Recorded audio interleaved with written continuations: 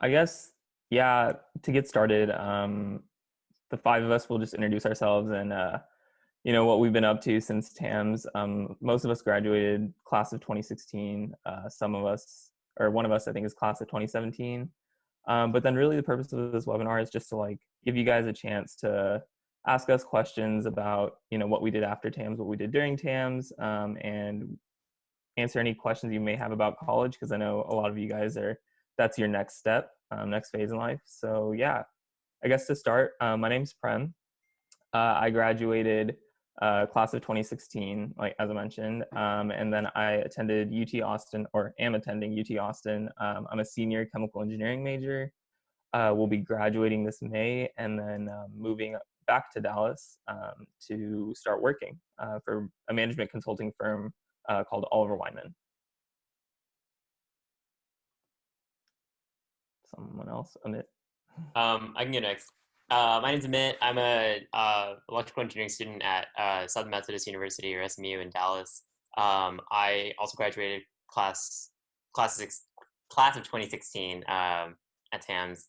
I was involved in volunteering and just the whole gig at TAMS with Prem, Uma, Manisha, Amrit. And then at SMU, I was really involved in a lot of different engineering programs, a lot of different things in the charitable space and philanthropic space, working with nonprofits in the area and working with different sociology and policy institutes and things like that, and trying to blend the two areas of technology and philanthropy. I can go next. All right, my name is Shawna Sanders. Class was 2017. I'm about to graduate from UNT. I stayed at UNT and I studied mechanical engineering here. I'm planning on continuing a master's part-time, but I'm looking forward to starting a career with the Navy sometime toward the end of this summer. And that will be with their nuclear power program. So feel free to ask me about that kind of stuff. I also got married and things like that. So if anybody has questions related to that, I can share those too. Okay, I can go next. My name's Uma. I also graduated in class of 2016, and I just graduated last May from Rice. Right now, I'm a first-year student at Baylor College of Medicine. And while I was at Rice, I majored in cognitive science and was involved with a lot of different kinds of extracurriculars there. So we can talk more about that later. Cool. I can go next. I'm Manisha. I graduated TAMS class 2016 and then graduated UT studying computer science this December, so in 2019. Currently, I'm at a startup and happy to talk about it more. I'm going through Techstars, which is a startup accelerator, and I'm a technical product manager. At the end of our demo day, I'll be joining Google in July as a software engineer, and happy to jump into it more. Okay, I guess I'm the last one. I'm Amrit. I also graduated class of 2016. At TAMS, I was involved as an RO exec, and I was also senior mentor. Shortly after graduating, I went to UT, and I did the same things there. I was an RA. I did a lot of research, and I did Texas 4000. What else? Oh, now I go to Southwestern for medical school.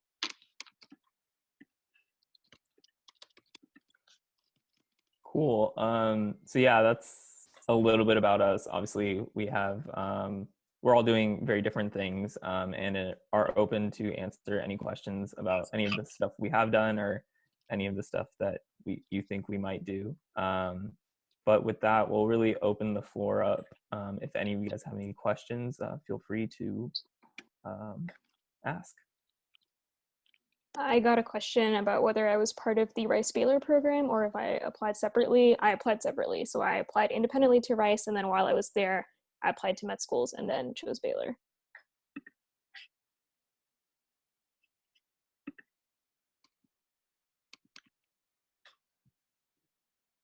Yeah, and feel free to use the microphone to share your questions or just throw them in the chat. so people can see. Can you all talk about the factors that you took into account when deciding where to go after TAMS? This meeting is being recorded. Sure. I guess I can start. For me, I decided to go to UT. You know, I did the whole thing of applying to a bunch of colleges, and then ultimately decided on UT for a couple of reasons. Knowing that I wanted to do chemical engineering, UT's program was rated very well. And it's also close to home. And to be honest, you can't really beat the in-state tuition for UT. I think those were mainly the reasons I ended up going there. But yeah, I mean, also like it was a big school, so something very different from TAMS, which was something I just wanted to try. Whether or not I liked it was like that changes from day to day. But yeah, that's basically the things that I took into consideration. Since I also picked UT, I'll just go after. Much of the same reasons. In-state tuition was a good perk. I've also just kind of, like, we just grew up hearing about it as like a great CS school and also a big school, and I wanted to try something new. And then the cool thing about UT is because there's so many people, you can find people like you that you can be part of as communities, which was a cool point of growth.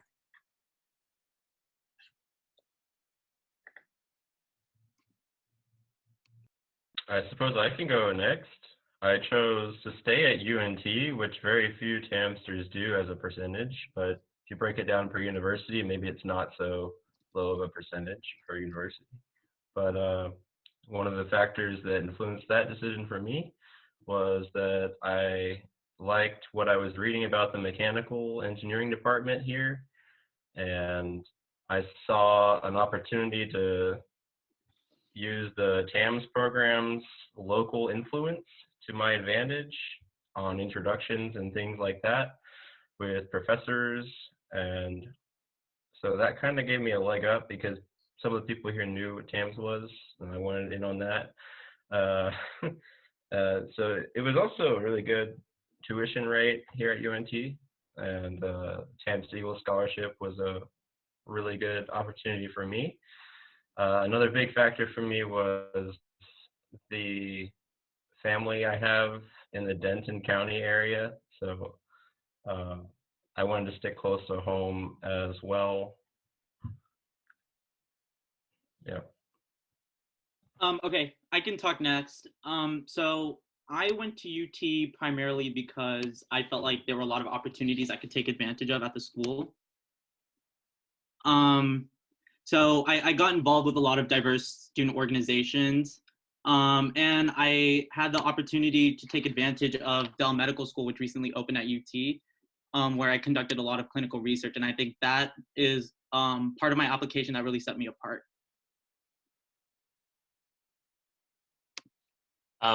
I can go next. So I ended up choosing SMU in Dallas because for me, I grew up in the Dallas area and I was really involved in a lot of different things. One of the things in particular was TEDx SMU, and I built a really good relationship with the Lisle School of Engineering because they were kind of the host organization for that program. And additionally, I was accepted into a special program called the Hunt Leadership Scholars, which was this kind of special group of leaders from high school who were expected to be leaders in college, and it gave a pretty hefty financial scholarship, financial aid package, as well as really cool opportunities beyond just the perks you get from being at a small school. And then you're in the Dallas area, which for employment opportunities, because I wanted to work in industry after I graduated, Dallas has the highest concentration of Fortune 500 companies and their headquarters past New York. So it was things like that that just made SMU appealing to me and my interests.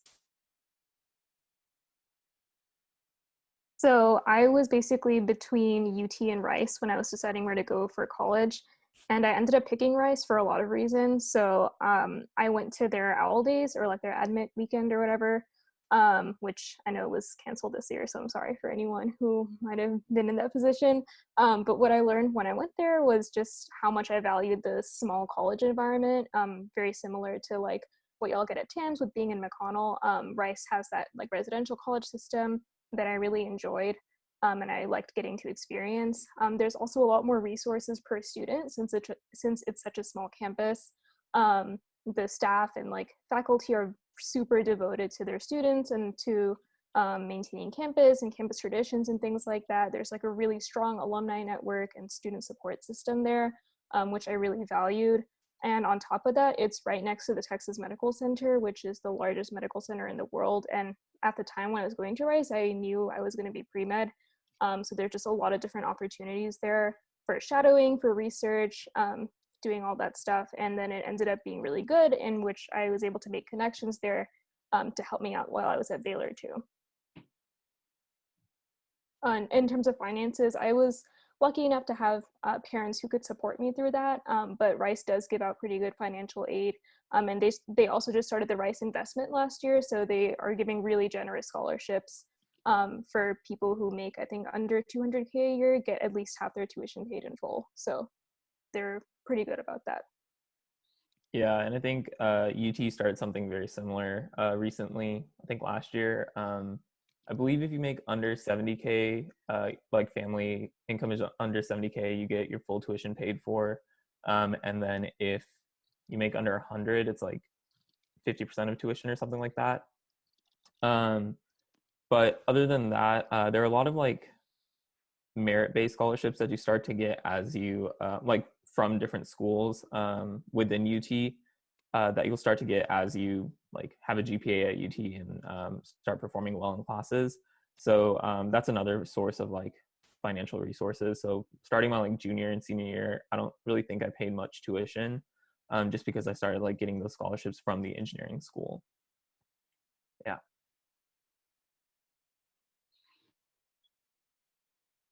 Oh, sorry, Russ. I just saw the second part of your questions about did your parents sway you one way or another? Yeah, so my family lives in Austin. So they were very excited that I ended up back here. I still lived on campus and had like a good distance from them. I don't think they swayed me that much. I think I also wanted to come home for a while. Being at TAMS for 2 years, like away from home, I think I kind of got my fix of that. So getting to come home and like go to school in Austin, I still lived on campus, had that experience, but I also had the convenience of like home being only 20 to 30 minutes away. So if I wanted a home cooked meal, I could just like skirt back here for a little bit. And then if not, like I could just stay on campus. So yeah.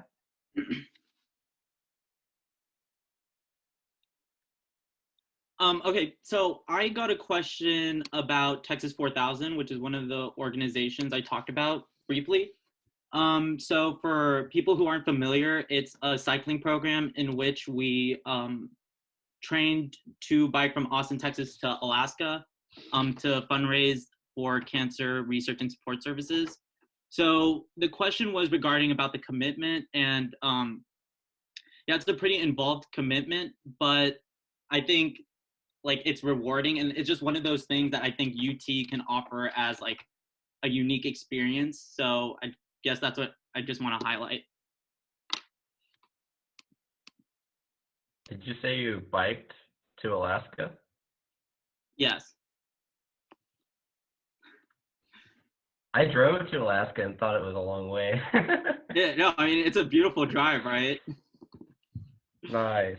Yeah. Okay, so another question I got was how hard or selective do I feel like it was to get into UT Southwestern as a med school? So I guess just to talk about that a little bit more, I think a lot of med school, and maybe Uma can attest to this, but I think a lot of med school like selectivity is based on academic metrics like your MCAT and your GPA. So personally, I felt like I did well enough to get into Southwestern. But again, like you can use resources that are online to kind of figure out what those academic metrics are, so that way you have a good chance to get into those med schools. Uma, do you have anything to say about that with regards to Baylor? Yeah, I mean, it's a selective process for sure. But I mean, schools basically do use like a filter for GPA and MCAT scores, and like that kind of like gets you through the door for interviewing. And then after that, it's kind of really up to the school's discretion to for them to decide whether you'd be a good fit at the school. So I mean, it's selective, but I mean, all of you guys are TAM students. All of you have what it takes to apply and do well and get into med school, even if it's not the first year. I think there was a question about, the question was, how do you feel about the social life at TAMS versus college? So I guess I'll answer that maybe on behalf of the UT kids, because there's a lot of us. But I mean, UT and TAMS are probably polar opposite in terms of size. UT is massive and TAMS is not. There's pros and cons to that. Like Manisha mentioned, you have the opportunity, like there are a lot of different groups at UT, because it's such a big school, so you get like the opportunity to kind of find your group of people, whereas TAMS, you're a little more limited. I mean, I was lucky enough, I still found my group of people. Like we're the four of us, we still talk, obviously, and I got to do the same thing at UT. It does take a little more active effort when you're at a big school, because you kind of have to like go out there and really find people to hang out with, but then once you do, it's a lot of fun, and I think our social lives are a little bit different when you get into once you get into college, because you don't have a curfew anymore. You don't live all in the same building, at least at UT you don't. So it takes a little more active effort to socialize when you're in college versus at TAMS, because TAMS are kind of forced into it. But it's still a lot of fun, and I think they're unique in their own ways, but both still very fun. Yeah, know, plus Uma, one to, oh. No, go ahead, Manisha, go ahead. Plus one to, you have to find your way through. Like, I think I had to really push myself to join clubs and like force myself to meet other people, versus at TAMS, you kind of roll into Mac and you run into someone, you know them already and you have a background on them. So that part is significantly different. Yeah, I think one thing that really makes TAMS different than like a 4-year degree program is the fact that TAMS had its own student life section, and student life experience within the larger UNT student life experience. And so you got, these clubs that are exclusively TAMS students. And so there are a lot of students that are just like you, even though TAMS is extremely diverse and things like that. With like at SMU, for example, I had to kind of find my people that first year, and those are the people I've stayed with throughout, and then you make new friends, lose some friends. That's kind of how it goes. But yeah, it's like finding those clubs that you find interesting, and then just staying around the people that share those similar interests, and then like just trying to make sure that like that kind of community is the same. I don't really know where I'm going with this, but I'd say like it is different because you have a lot more flexibility with, I want to join the rugby team and I don't know how to play rugby. Like you can do that. And I think just the number of clubs and stuff like that is huge when you get to college and stuff like that. Also, Wi-Fi cutoff doesn't exist, and that's really nice in the real world. But yeah, I can talk about Rice. So like I mentioned before, one of the things that really drew me to Rice was the residential college system. So that plays, depending on your experience, that can play a really big part in your social life. You are basically like assigned to a random college, and like you kind of hang out with them a lot of the time. You like eat meals in the common rooms, you live there. A lot of your friends will likely end up being from your residential college, and it seemed very similar to a TAMS experience, where everyone's living in McConnell. So that was one part of my social life that I found was pretty similar to TAMS, but kind of echoing what everyone else has said, there also still is an element of you like needing to be proactive and going out and meeting new people, joining clubs, meeting a lot of people that way through your classes and stuff like that. The one thing I really liked about going to a smaller school is that eventually after like a year or two, you kind of sort of like know everyone on campus, or like know like a dominant social group, even if you haven't really met them before. So it's kind of the same feeling of community that you would get at TAMS, where maybe you like know of a classmate but like don't really know them that well.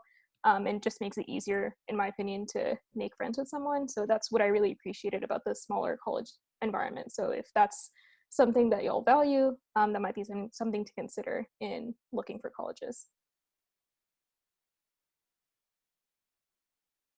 Cool. I'll quickly comment that at UNT, I did have to go, so after TAMS, I did have to go out of my way to find friends and people to hang out with in extracurriculars. It took a lot more time and energy to find a good fit.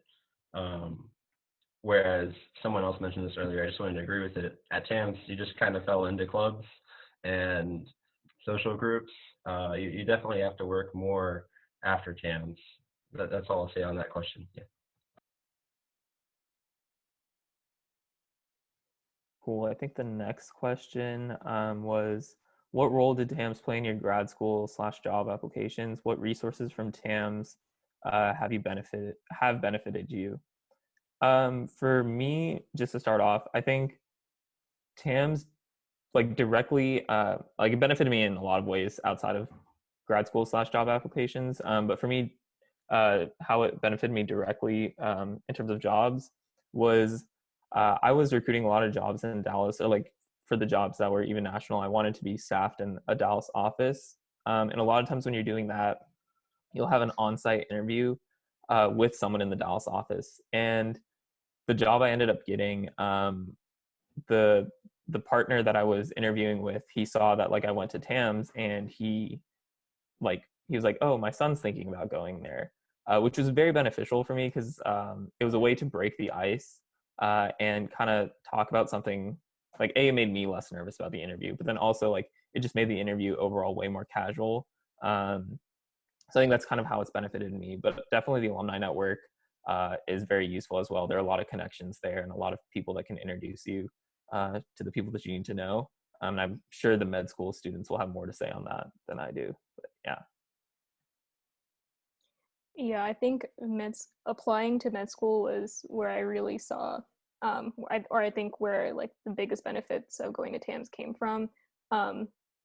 So many of your prereqs are satisfied by TAMS classes, which is really helpful.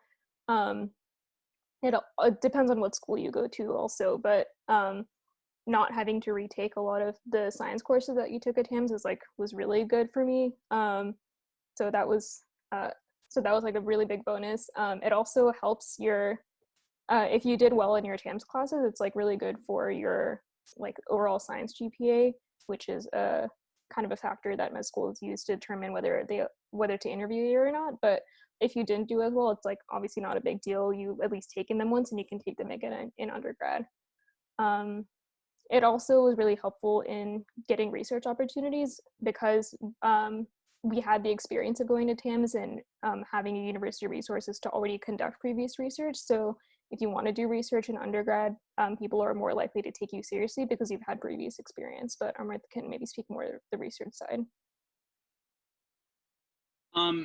Yeah, I did have a research experience back at TAMS, and I think because I had that experience, I kind of had a better idea as to how I would navigate my research experience at UT.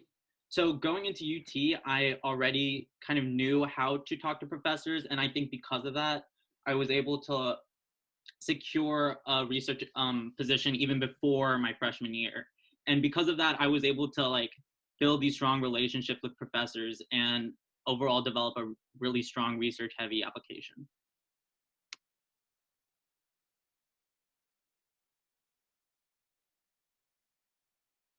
Do y'all want to move on to the next question? What club and TAMS were you involved with that you feel enhanced your skill set that you feel you use today? I was really involved in Hope, which is a community service club, if some of y'all don't remember. And that was just a really cool way for me to kind of stay involved and find out more about different causes and needs that communities have, and how 16 and 17-year-olds can help address those causes. But also, I think my most formative experience was actually being a senior mentor alongside Amrit. It really helped it helped me understand myself more in terms of like emotional well-being and things like that, but also understanding community and organizational dynamics when, running C-Wing with our RA and all of the craziness that goes along with that, from roommate disputes to someone keeps destroying the bathroom stall and things like that. So whether it's very, simple things or very complex things, we got a taste of it all as senior mentors. And that was a really formative experience. Yeah, at TAMS for me, I was an exec for ambassadors and J-board, if that's still around. I'm not sure, to be honest, but I think like how that helped me was it really like taught me how to like lead an organization. So I was able to take that into UT and understand the importance of being involved in organizations. So whereas a lot of people, especially within like the engineering school at UT, tend to like get involved in organizations like later in their freshman year or their sophomore year, I was like trying to get involved right out of the gate, which ended up really benefiting me later because I ended up becoming like an exec for that club as well. And that just helps a ton when you're trying to interview and you have to answer all those behavioral questions. Name a time that you led, name a time that you dealt with conflict. I had an answer for all those because either from TAMS or from like my experience within UT, but that was all because like I knew how important it was to get involved in organizations because of TAMS. I think organizations, that was a part of there. So a lot of my leadership experiences at TAMS were specifically related to what I did at UT Austin. So at TAMS, I was an RO exec and I was also senior mentor. And how that translated to UT was my experience in the student council for the College of Natural Science and my position as an RA. And just going back to what Prem said, I think that gives you a nice shoe-in into leadership experiences that you'd expect in college. And because of that, you can start with a really strong freshman year and only get better from there.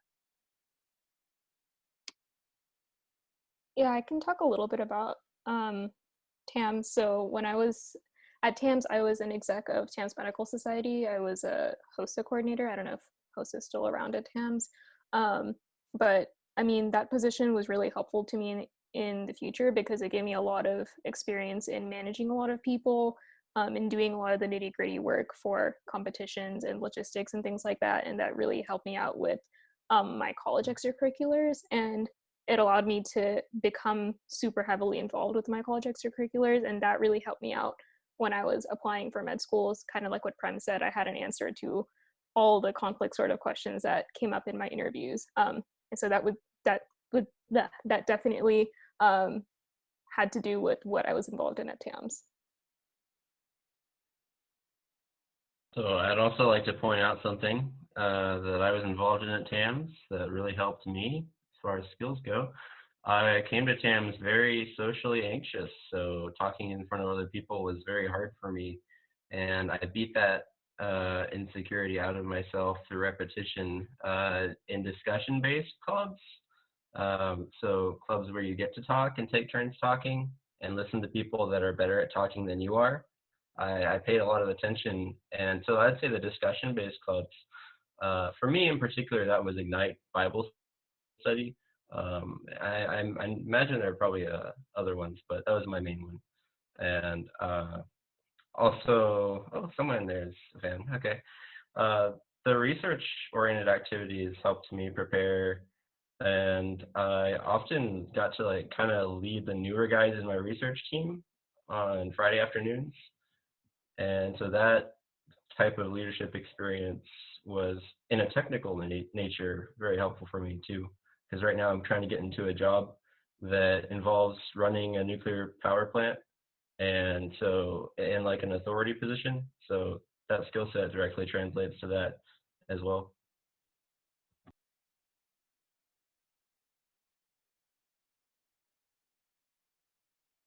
Okay, I'm gonna keep going with the next question. How heavily do you think your involvement in research influenced your acceptance into college? And for me, I think it was actually pretty significant. I did computational neuroscience research with Dr. Gunther my first year. And then from there, I was able to apply to a research experience for undergraduates program. So I went to Florida after my senior year at TAMS and did a computer vision research internship. And that actually, that's been referenced in almost like every interview I've had since, where a lot of people are really intrigued by the work that I did. And it was really possible from like that first experience that I had with TAMS. So pretty grateful for it. And it's been pretty impactful for like the rest of my career.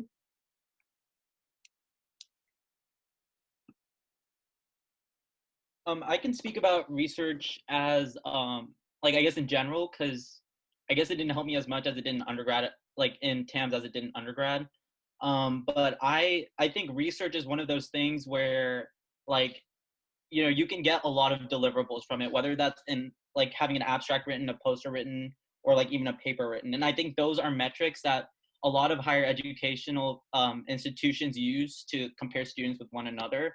Although like I don't personally think that that's the best metric. I think it is a metric that they use. So I think the more deliverables you have when you're in a research experience, like the stronger your application can be. So that being said, I think like whenever you're considering a research position, obviously you should first consider like whether what you're doing is interesting, but then don't be shy to have that conversation with the professor about what you can expect from that research experience, because at the end of the day, the research experience won't like, you know, surely you'll get some good things out of it, but obviously you want to have some deliverables as well. Yeah, I want to echo what Amrit said. So when I was at TAMS, I worked in a lab at UTD. And at the end of that experience, I was able to write a paper and enter it into the Siemens competition. I don't know if that's still a thing anymore, actually, but I was a national semifinalist for that. And a lot of TAMS students, like a lot of our classmates were too. And I think that was a big factor in kind of making me stand out in terms of my Rice application. So I definitely agree that if you're going into research, you should try to have a plan for some sort of deliverable at the end. It doesn't have to be like a publication or a poster, but just like something to show for your work there, or like a recommendation from your lab mentor or something like that, because it's like a really good experience for you, and it's important for people to know how hard you worked at it. I'd also like to point out that from my research experience, which was able to be extended to over 3 years when I stayed at UNT, I became pretty good at understanding what was going on in other research projects, which made me stand out within my new department. When I attended seminars and asked questions, my professors were fairly impressed with my ability to follow their research presentations. So my research experience definitely helped prepare me to stand out as far as understanding someone else's research, if that makes sense. And right now I've got 4 people in my grad department that want me because they've gotten to know me over the last 2 or 3 years. And I have to thank my TAMS research experience for that. I don't think I would have stood out nearly as much personally.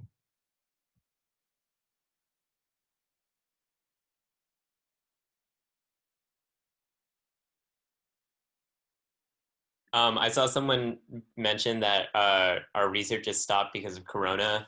My brother is actually part of the class of 2021, so he was also affected by this. And one thing that he's trying to do is find ways to either remotely work on, like he's a part of a lab right now, and he's trying to find ways to, you know, do more theoretical or computational aspects of the research that he can do from home. And he doesn't have to be, you know, in a clean room with, you know, growing crystals or whatever. And on top of that, like one thing that he's going to try to do, I know, is really try to like just pick up a lot of like not random skills, but just different skills that he didn't necessarily have. And like really just try to hone those skills over the summer. So that way, when he comes back in the fall or something, he can really, you know, approach the research from a different angle altogether. And with these new skill sets, hopefully, you know, discover something or help his group discover something new.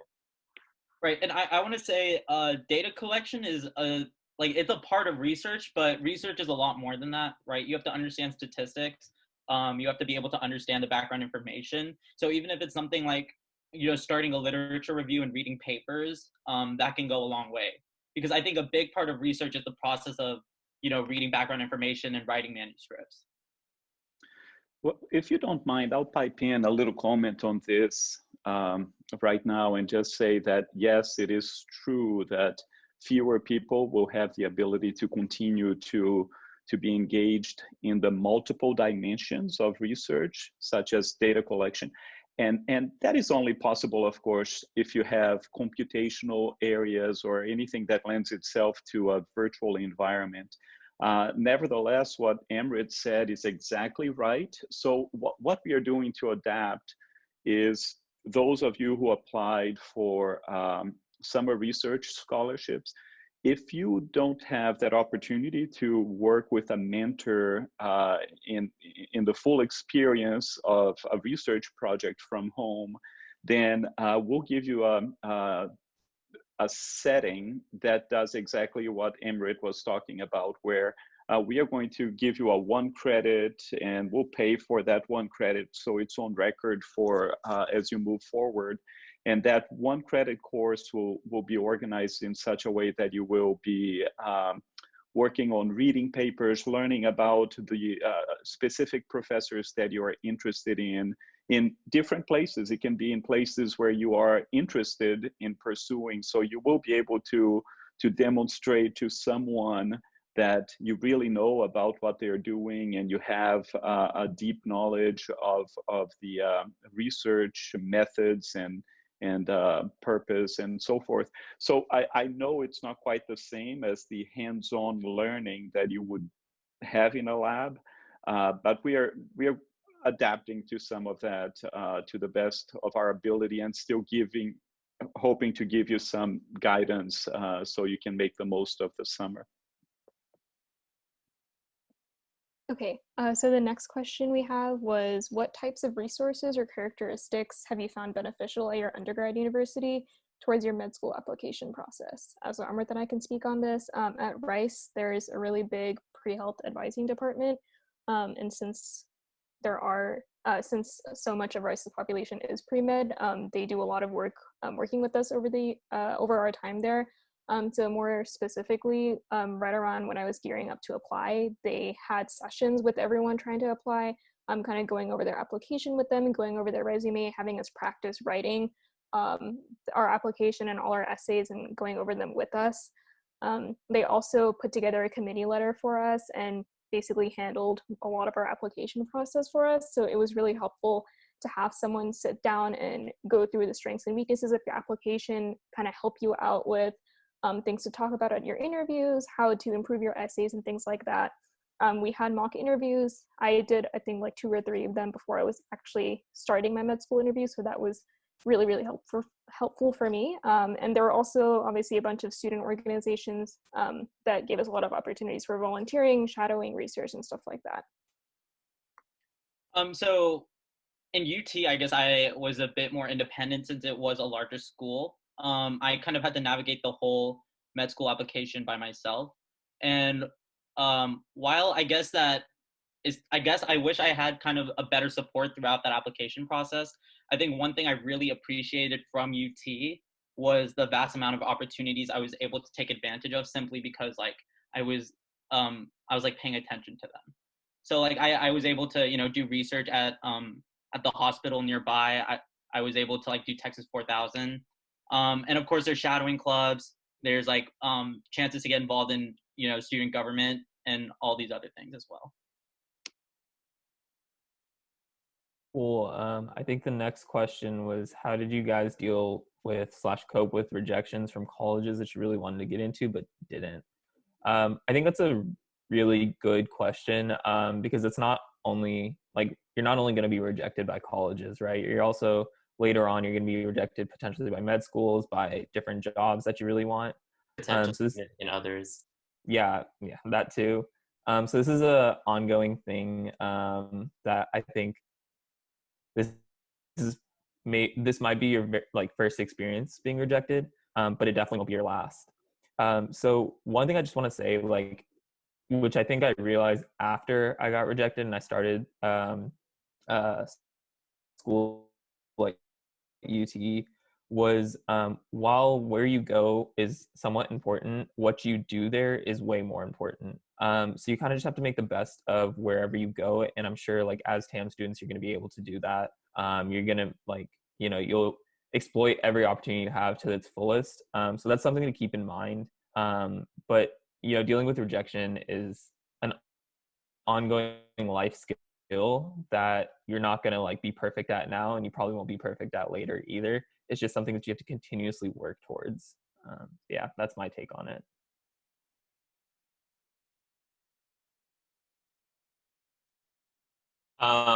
Take a quote from Harper Lee. There's only one kind of folks. One thing that I've realized, so at SMU, I've gotten the opportunity to work really closely with our university administration and on different things from student affairs to academic affairs and so on.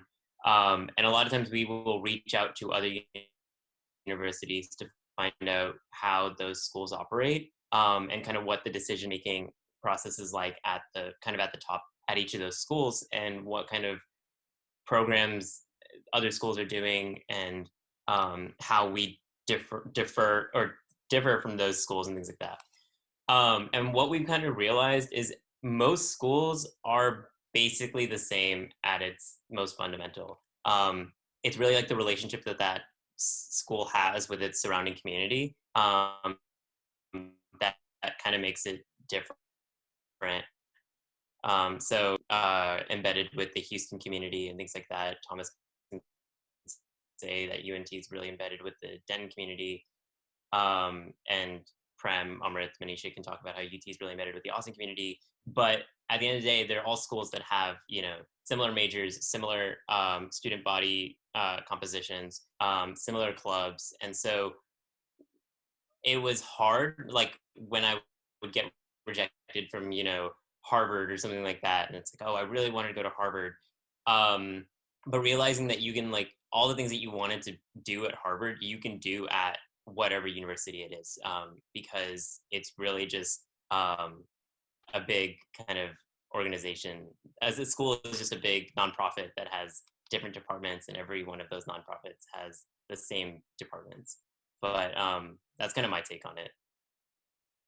Also, if you really strongly feel like that one school has something that the school that you're going to go to doesn't, you can start it at the school. Like, don't be afraid to bring new opportunity to wherever you are, because you can reach out to mentors, you can reach out to people that enable you to do that. So.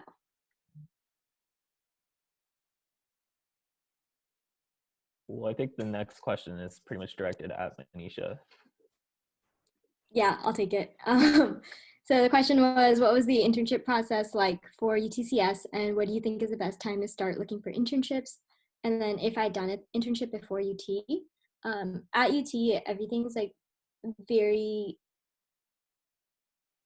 given to you. It's been an opportunity. The school hosts a career fair where you're able to meet the recruiters directly and learn about opportunities. So you can get an internship starting your first year. And I did as well. And I would start almost as soon as possible. Your first career fair is in September, like just weeks after school starts. So it's very early, but if you make it a goal, it's possible to work towards. And even if you don't get it that first fall semester, I got mine in the spring. You have like 8 months to work towards getting ready for it. And as TAMS kids, you're like especially privileged because it enables you to get an internship faster and earlier than the rest of your peers. So definitely take advantage of it. The internship I did the summer before UT was in research. And that's when I learned I didn't like research, and that's okay because that's the point of trying new experiences. But through that research experience, I got my next internship at Home Depot and then went to Google after. Speaking a little generally on internships, if people want to start internships as soon as possible, like that's great, but also don't necessarily feel like you have to start immediately. I won't speak about CS because that might be a different process, but for other, maybe for like other career paths or grad schools, like if you want to do something else over the summer that maybe you're passionate about, like that's okay. You don't necessarily have to be pigeonholed into doing an internship, but I won't speak for CS about that. I'm sure the CS process is very different, but for med school specifically, you don't have to.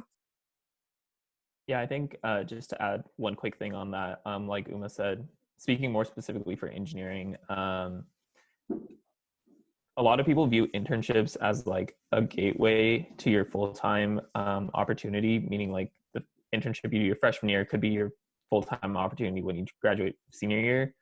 While that's definitely beneficial and like alleviates a lot of the stress of like finding a job after graduation, I would highly encourage you use your internships as like a chance to experience different types of work.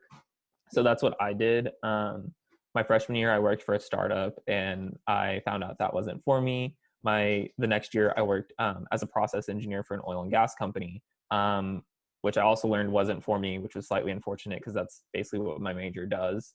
And then finally, my third internship before my senior year, I worked as a consultant for Oliver Wyman, and like that's what I realized that's actually what I want to do. That's where I learned the most, was challenged the most, and had the most fun. So I'd highly encourage you to use those summers that you have in college to really try and experience new things and different things, regardless of what major you are. It doesn't have to be an internship, but yeah. Can I pipe in a quick question as a follow-up? Prem, you had several internships, and I guess others had just tried things out. How far did you go outside of your major? Because frankly, you have a lot of skills that are transferable, and you have some flexibility in different areas of engineering and sciences as well. Yeah, for sure. I know for me, only one of my internships actually directly related to my major, and my full-time job does not really at all. So I really did like flex the skills that I got from my major and got from TAMS in ways that they weren't necessarily meant to be flexed. So for example, for consulting, you know, the one thing that they really value there is problem solving skills. And that's something that you'll get regardless of your engineering major, and most other majors too, but that's like something that engineers love to talk about, is their problem solving skills. So I really took like one aspect of my major and ran with it. So I'm not doing a lot of the hard sciences, but that fundamental skill was something that was very transferable, as you mentioned, across a lot of different industries and disciplines. I don't know if anyone else has thoughts on that, Amit. I'll say that like I started as an electrical engineer, and I've had internships in political areas, working on congressional campaigns. I've had internships at chambers of commerce, where I was developing education policy, and that's not very, I've never taken an electrical engineering class on how to create a robust graduate program at a university that doesn't have a graduate program. But it was one of those things that I just kind of like dived into. It was an interest of mine outside of math and science. And at the end of the day, kind of like Prem said, like problem solving is something you just kind of learn through experiences like TAMS, through experiences like some of your classes and clubs and other involvements in college. And then on top, like beyond that, I also did have very like technical internships at places like Lockheed Martin and AT&T, where I was doing electrical engineering work, but a lot of times the stuff that we're doing in our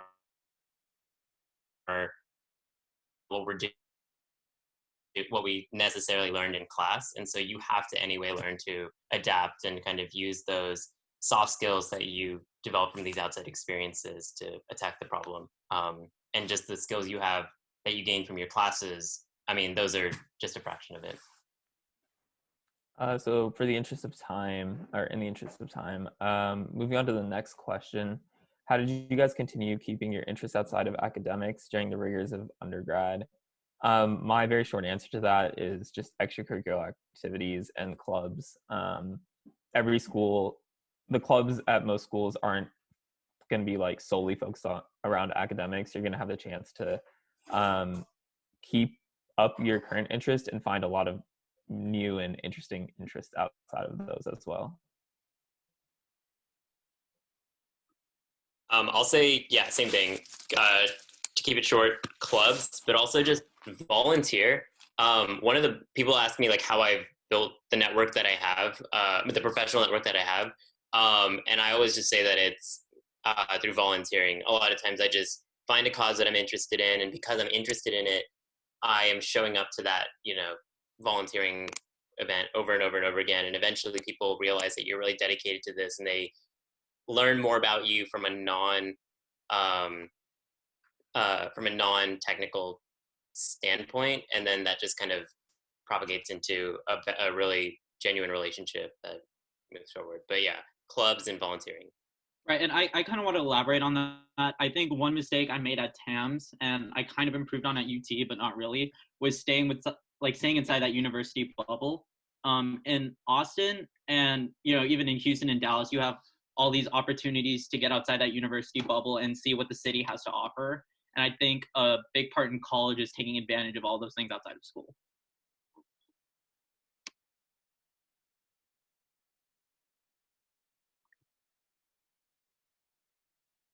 Okay. I think the next question is, someone stop me if I skip something, because I had some. What did you do the summer before your senior year? If anyone else wants to take that. Does that have a senior year of TAMS or like senior year of your bachelor's? What do we mean here? I'm assuming senior year of TAMS. Yeah, TAMS, yeah, okay. I'll just quickly say that I had the summer research scholarship, so that's what I did. I worked with a mentor at UNT. Yeah, I also had the research scholarship, so I did that summer. I did as well. Yeah, I think I want to say everyone did. But I played a lot of Frisbee and went to the gym as well. I learned how to box. Yeah, I did research too. I'll tell you what I did that was a little different after TAMS, though. I went and picked up a technician assistant job, something hands-on mechanical for like air conditioning in this area in Denton. And it was just a full-time summer job. It wasn't a special internship. It was just something that I wanted from just for the experience. If I was going to go into mechanical engineering, which is kind of design and white collar job, I wanted to know at least a little bit about how some of the end products are used that I'll be designing someday and how they're worked on and repaired.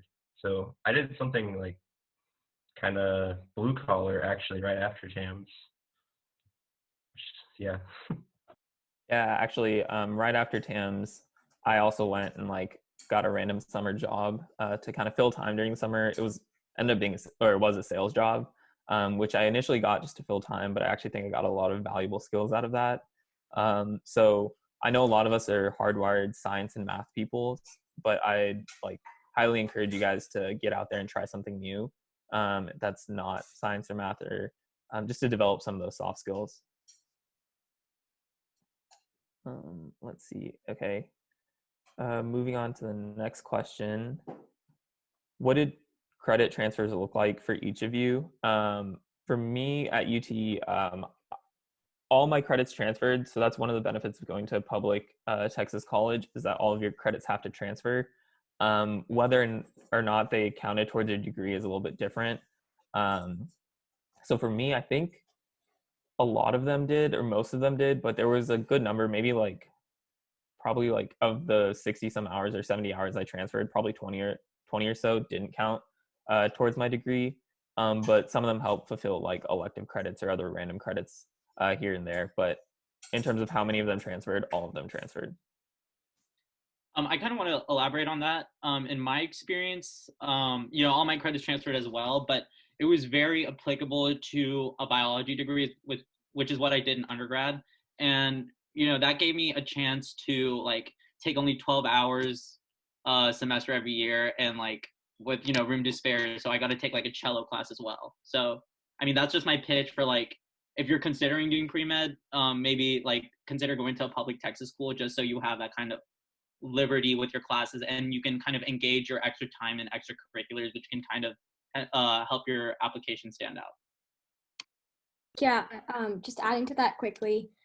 because all my credits transferred as well, I was able to take a fun class every semester. And those are really the classes that you would talk about once you graduate and like leave school. Like that's what sticks with you. So just because you can just take 3 hours of class or credits of class like your last semester of college, like try to do something different and cool because the experience really matters. For Rice, all of my credits transferred as hours. Most of my classes transferred as like Rice equivalent classes. Also, they just like transferred. I didn't have to do anything specific for them to show up on my transcript or anything. But there were some classes that I didn't get Rice equivalent credit for, but I got credit for all the hours. So they counted toward my general graduation requirement for like taking a certain amount of hours to graduate, but not necessarily for the courses. So like app stats didn't transfer. I think the year after I matriculated, physics stopped transferring. So if you went to Rice, you would probably have to retake physics if you wanted to be like a bio major, but it would still be applicable if you wanted to apply to med school. So. I'm going to say that staying at UNT, my credits transferred really nicely. And in fact, I've been talking with the management in my department, which is mechanical engineering. I cannot speak for other majors, but I've been talking to the administration in the College of Engineering about ensuring smoother transfers. If any other TAM students wanted to go with the College of Engineering at UNT, I've been meeting with the administration to make everything smoother because it wasn't super smooth for me. Financially, it was good, but like I had to wait until I officially left TAMS to change my major to take an intro class that I could have taken back in TAMS. So there was some weird stuff like that I've been working on, and it should be better for the future classes for transferring.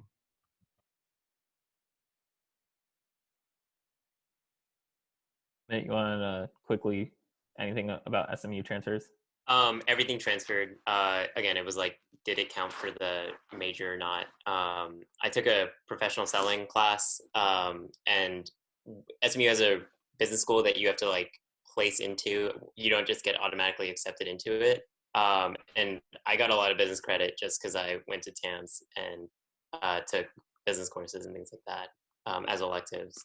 And those got to transfer. So on my transcript, I have, on top of my engineering classes and like sociology classes and stuff like that, I have like business classes, but everything transferred pretty smoothly, and gave me the opportunity to take a lot of electives and add on a lot of things to my engineering degree.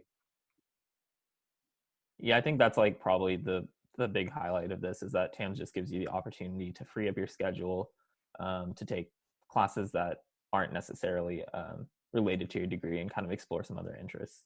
And also I will say that like, because I did get a lot of credit transfer, I could take fewer courses each. So instead of taking 17 hours or 18 hours a semester, I'm taking like 12, 13 hours a semester, and I can work. So I like was able to like continue internships throughout the school year, which if you're, depending on the city you're in, you might be able to do that, might not be able to do that, but it was a cool opportunity that I was granted thanks to TAMS. Cool. And then for the med school students, how do you believe a gap year could help you as a med student? I can speak to this because my college roommate is currently on her gap year before med school right now.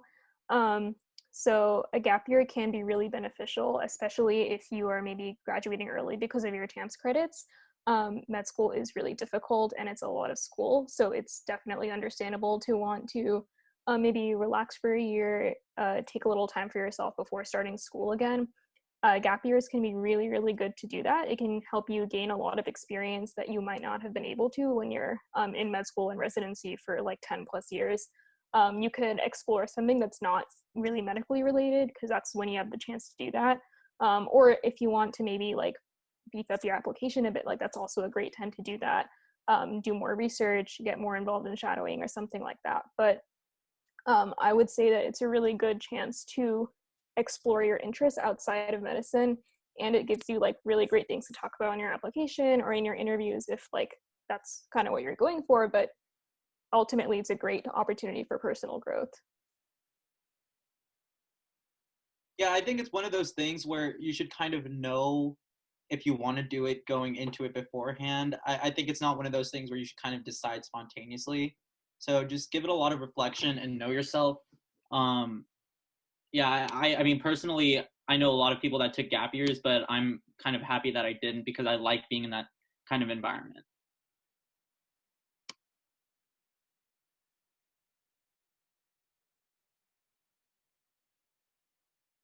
Cool. I think we have one last question and then we can wrap it up. Do you recommend taking pre-med classes like Ochem or Sociology while at TAMS as electives? I guess, Uma, you had some thoughts on this if you want to start, and then I'll chime in afterwards. I honestly would not recommend it.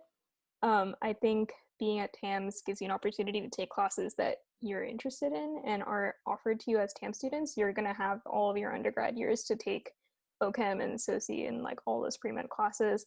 Some people might find it more beneficial to take Ochem at TAMS so you don't have to take it in college.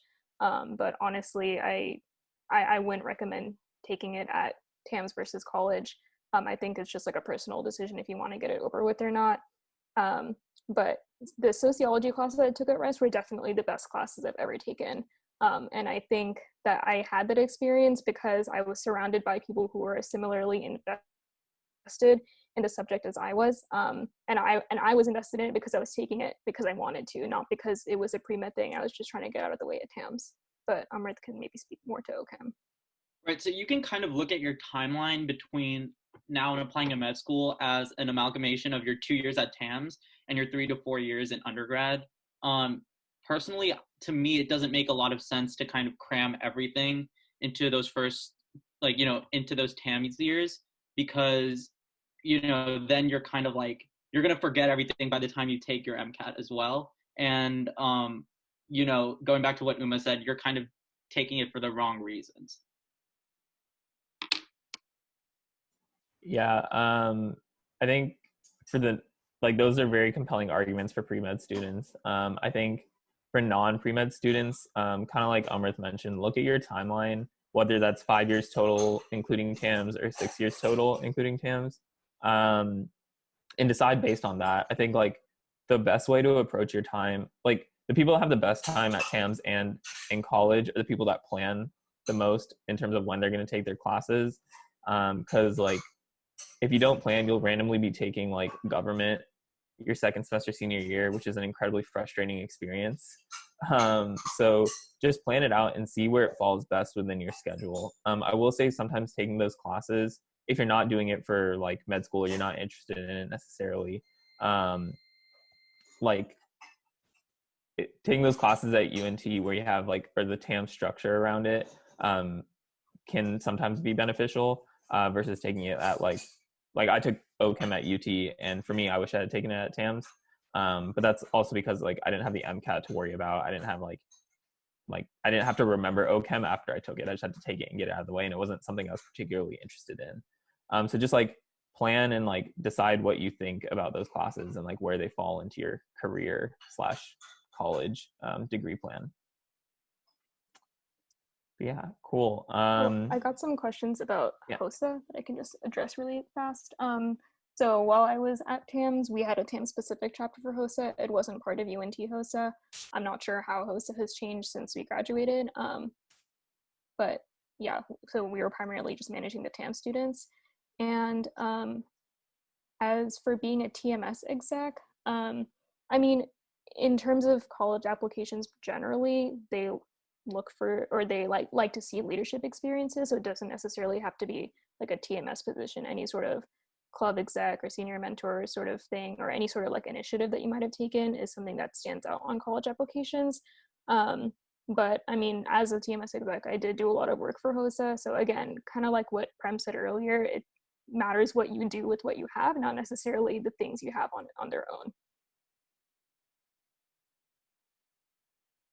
Well, I think that's time for us. I know all of us are posting our emails in the chat, so feel free if you guys want to reach out to us, have any other questions about, you know, like our experiences after TAMS or at TAMS or whatever it may be, feel free to shoot us an email, and I'm sure most of us will be, or all of us will be happy to chat. Yeah, and I'm pretty sure if you check our LinkedIn's, you can find out more specifically things that we were involved in that we probably might have forgotten about. But yeah.